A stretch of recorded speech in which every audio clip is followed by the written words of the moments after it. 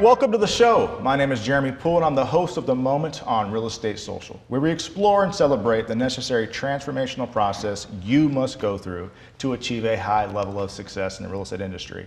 Today marks a pretty big day for me and our company. This is now our new set. We got an office in downtown Tacoma, and a fantastic interior design firm by the name of Spade and Archer helped us out with this beautiful new set. If you went to our last event, January 26th, you'll notice it's the same exact set that we had for the Moment Live event in Seattle. Today, ladies and gentlemen, we have a great guest, Lani Fisher from Lani Fisher Homes. She's one of the top 1% in the entire country. Lani, what's up? Hey, how are you? Thanks for having me. Yeah, absolutely. I've been wanting to have you on the show for a while, and I'm excited that you're able to make it. Thank you, thank you. Yeah, it's been quite the ride. Yes, it has. Yes, it has. It's kind of serendipitous. We just had Lani on a panel last week. Yes. Yeah. At Cheney Stadium, and you did exceptional. Thank you. Thank you. All right. So, as you know, the show's called The Moment. Mm-hmm. What would you consider or characterize as being your defining moment or series of moments that allowed you to evolve, develop, and become top 1% in the country? Oh, well, so how deep, first of all, do you want me to get? Really deep. You want me to get really deep? Yeah.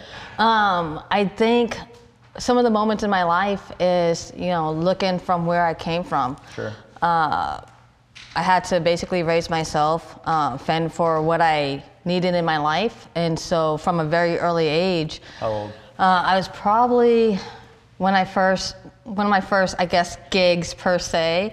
I was probably like 6 or 7. What? Out in the streets of Massachusetts, out in Brockton. On the streets? Yeah. Well, I mean, you're out there, and I was collecting cans and bottles, okay. Because back then, right, you could turn them in and get 5 cents. Yeah. And so I would hustle and grind, going through parks, going through parking lots, going through garbage sometimes, to be able to collect enough bottles and cans to have enough money to go get food or go get whatever it is at that time that I needed or I wanted, right? And that eventually moved on to me, as I was probably maybe 10 or 11, I made, bracelets out of yarn. Okay. And it was what I had available to me, and I'd sell them at 10 cents a piece. Sure.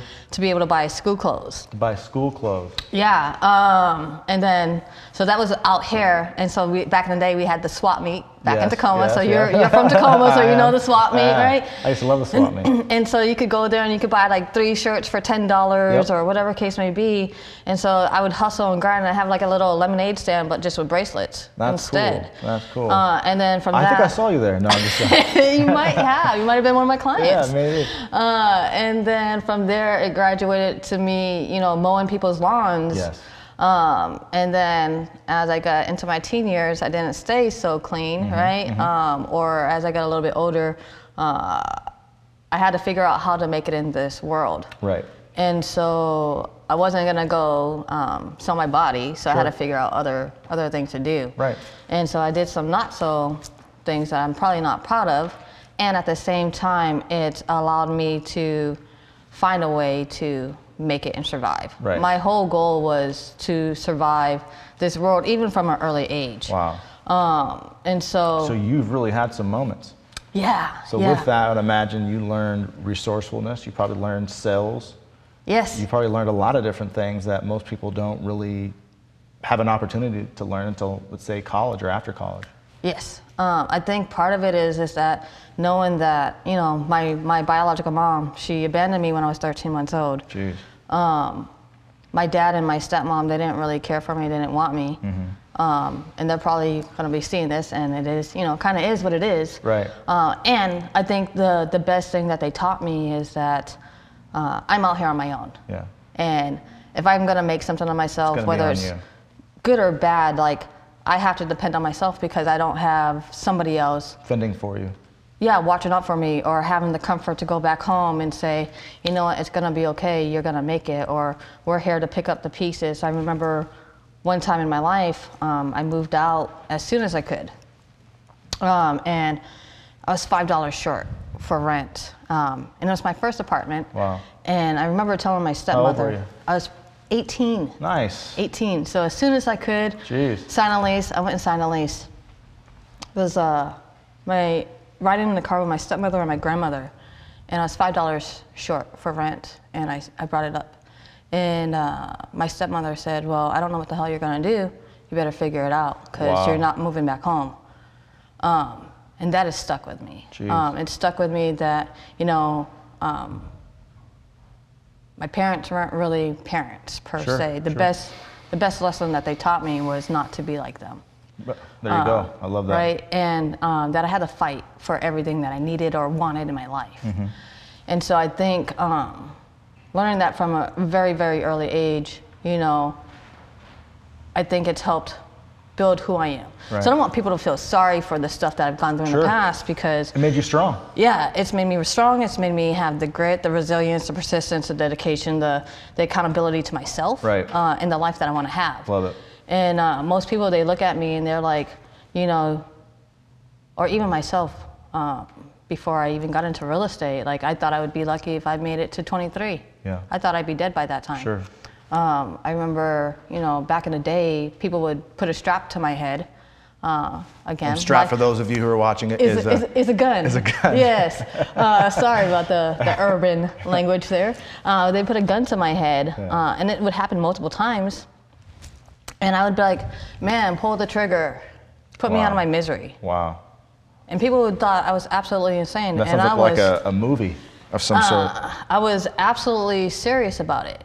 Like, I lived my life very, during that time, very dangerously. I didn't care about myself. I didn't care about what happened. I was just trying to make it. Wow. Wow. And I think a lot of my life changed after I went into the military, and then I put myself through school at TCC. And I remember when I told my stepmother, hey, I signed up for school at Tacoma Community College. And she's like, you won't make it past the first quarter. Are you serious? I'm dead serious.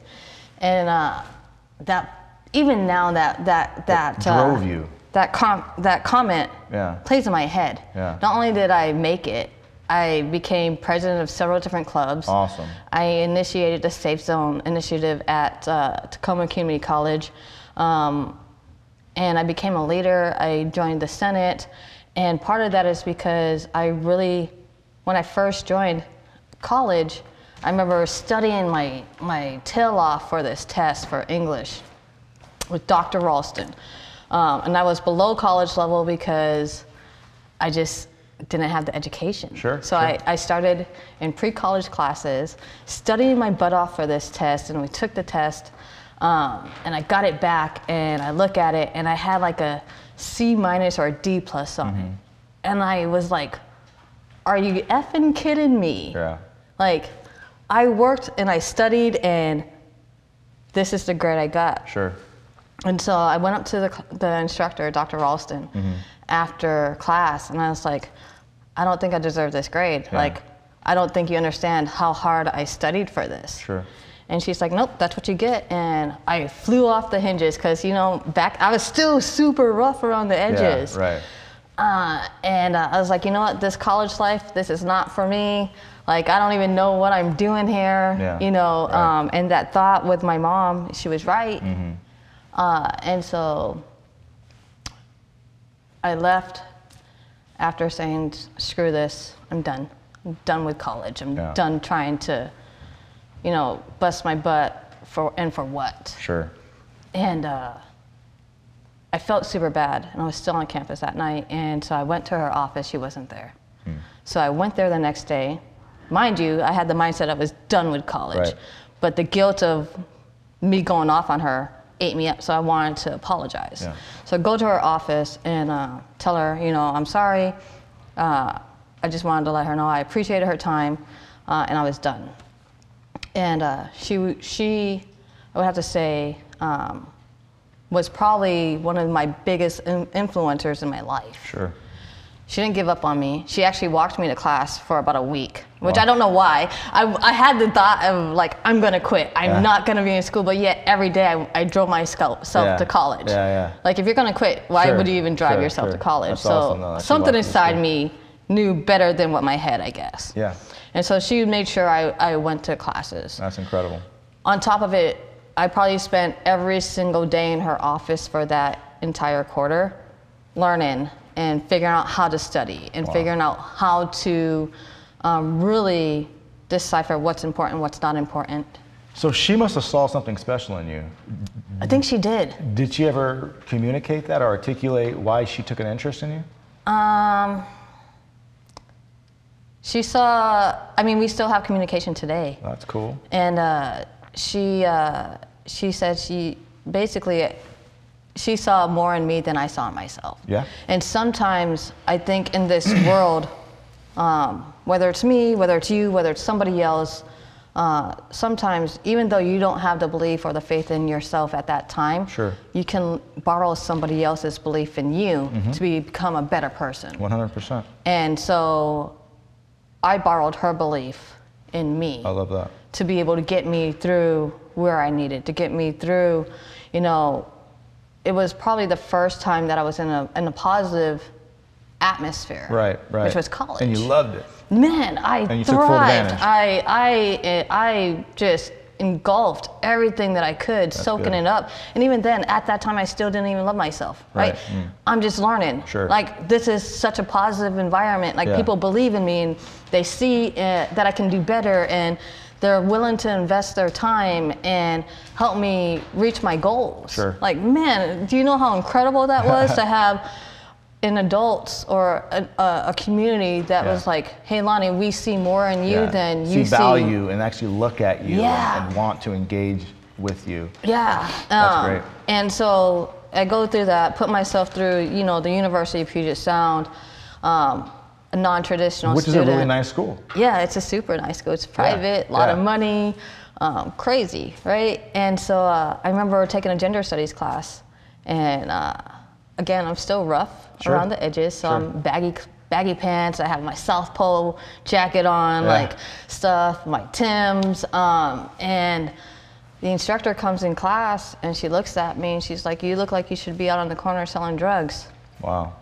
And that has stuck with me as well. Perception, right?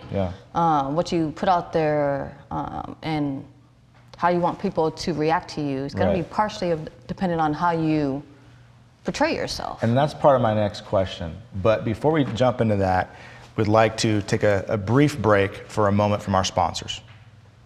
This is Jeff Van Nostran. Have you ever had a client pass on your lender recommendation because they're insistent that they work with an online lender, an out-of-state broker, or a big box bank just to have that lender screw up the transaction, or worse yet, they miss out on the house entirely? I know it sucks. It's happened to all of us, but you're not alone. These clients are climbing over dollars to pick up pennies. They spotted 1/8% lower rate and they thought they'd save a couple of bucks. And instead, they got their offer thrown out and they missed out on the opportunity to purchase their dream home. Sellers, they don't care about the buyer's interest rate. They don't care about the buyer's loan terms. They want to see a pre-approval letter from a mortgage lender with a reputation for getting the job done. Remember this analogy and help your clients understand they don't want to make the mistake of climbing over dollars to pick up pennies. I'm Jeff Van Nostran. I'll see you next time.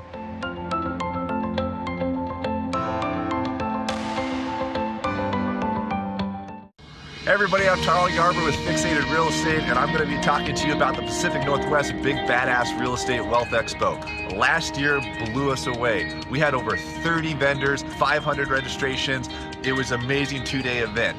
This year, going to be even better. We're going to have over 60 vendor sponsors, speakers from all over the United States that are doing it. None of this guru crap that's out there. You're talking about real investors kicking ass in real estate, from multifamily, single family, commercial, buy and hold investors, fix and flip guys like me. They're going to be there. And if you need to learn how to raise money, if you need to actually go find people to get money for your next deal, then this is the event you want to be at. It's 3 days, April 27th, 28th, 29th in the greater Seattle area. Don't miss out. And I'll see you at the Pacific Northwest Big Badass Real Estate Wealth Expo coming to you in April.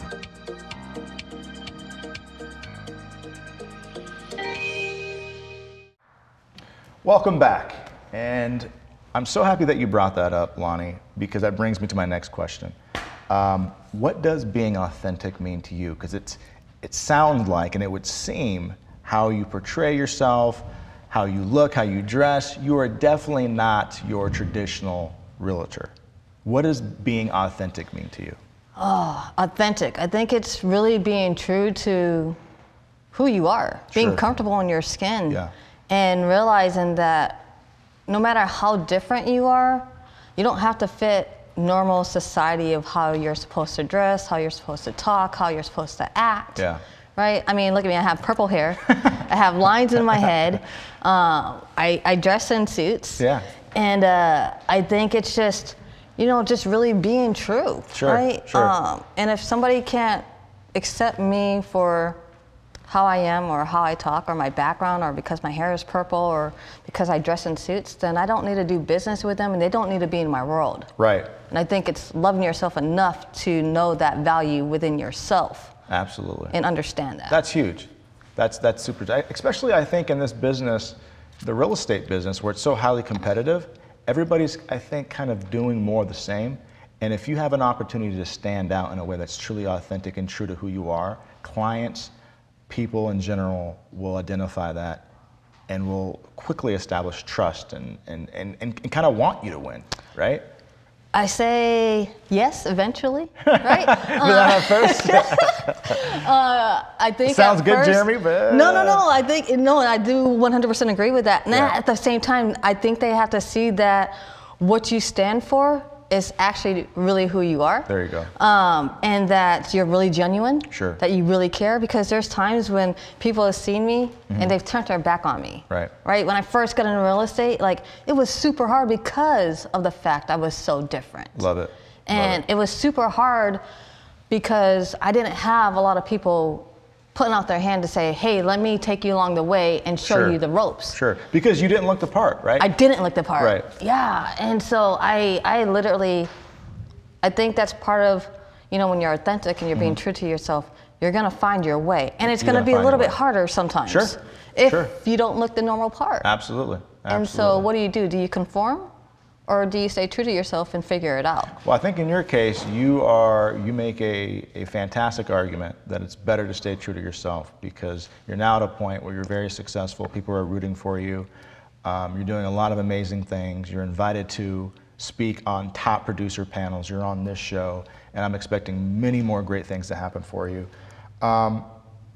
If you had an opportunity to give somebody, for instance, who's young, who's looking at real estate as a viable platform to accomplish their goals, what piece of advice would you give them, knowing that the first few years are going to be rough? First of all, be authentic. Know your values, your integrities, and your morals. Right? Because those are your cores.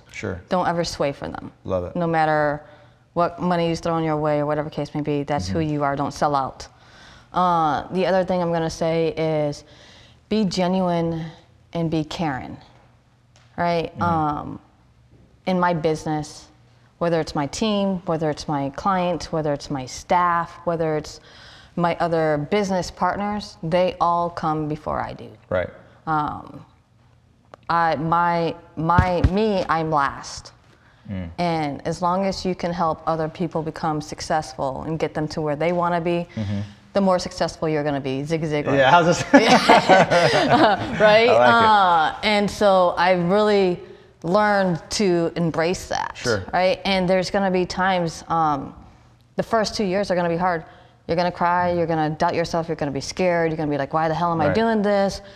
And you're gonna just question yourself every which way around. I love the fact that you said what you just said, is that if you help enough people get what they want, you will get what you want. And here's why I think it's so profound that she said this. She grew up in a background where everybody's trying to fend for themselves and not taking time to take care of those who were younger and vulnerable and weak. Instead of looking at that and taking that as an example, she says, you know what, that's not how it's supposed to be. No. And you've learned an incredibly valuable lesson. Yeah, I think if it weren't for some of the people in my lives, like my 8th grade teacher, Dr. Ralston, other people who've believed in me, you know, I would say guardian angels per se in my life. Sure. They came in my life They helped me get to where I need to be. And without them, I wouldn't be here. I Right. would have been dead or in jail. Right. Literally. Wow. That was the path I was on. And these people took a chance on me. They believed in me, and they helped build me up when I couldn't do it myself. That's incredible. And so for me, it's about giving back. Right. Right. I think that's the most biggest and the best reward that I can give. Making sure that, you know, Taiyi Park, it's a school that I take underneath my wings. 90 to 95% of them are homeless or part-time homeless. Oh, wow. I have them underneath my wings for the last 3.5 years. I donate about $8,000 to $10,000 out of my own personal pocket, even when I couldn't afford it. Sure. To make sure they're taken care of That's with incredible. these donations and these drives. Good for you. Good and for why? you. Because these kids, they can't control their circumstances. Right. They need other people to know that they believe in them. Wow. Wow, wow. This is a lot better interview than I was expecting. This is great. Lani, I learned a lot about you and about how good of a business person you are actually during the panel last week. It sounds like you're a systems and processes person. How important is it to spend the time and the money developing efficient and effective systems to run your business? I'm going to say it's detrimental. Okay. Extremely detrimental. And the reason why is because why would you write, say, an email over and over and over again from Right. scratch if you can compile one email and change every word in here and there? It's like writing scholarships, right? Absolutely. You change the word in to fit to the scholarship you're applying for. Sure. Same thing with emails. As far as systems, like if you don't know what your routine is per day, then you're letting the day run you instead of you run the day. That's good right there. If you don't know what your routine is, you don't know how to automate it. Right. And I think ultimately that's what you're trying to develop, is figuring out how to build your business and then figure out how to make that duplicatable. Yes. And then scalable. Yes, right. And as I bring on agents on my team, I have to have systems in place. Sure. And don't get me wrong, I'm always tweaking my systems. I'm always saying, all right, where do we need to get better, or where do we need to add something? Sure. Or where do we need to take something away? Because not all systems work. As you get larger, you're going to break some things. Right. Right. And as new people come on, or new technology comes in place, you have to change some things. And I think systems are a huge component on how successful you can and cannot be. Yeah, because that's how you become a business. Yes. So last question. If there was one thing that you wanted to leave people with today, and there's probably going to be 30, 40, 50,000 people watching this interview, what do you want people to know about Lani Fisher? What do I want them to know about me is that no matter what, whether you doubt me or you support me, I'm going to make it. Love it. I'm going to figure it out. And I'd rather have you in my corner than against me. And then I think my big why, you know, is making sure my community is taken care of. Great. Making sure my people are taken care of. And then thirdly, I like chocolate, yellow cake with chocolate frosting. Okay. I'll have to get you one of those next time. Well, Lani, thank you so much for coming here today, and thank you for watching. Make sure you tune in next week.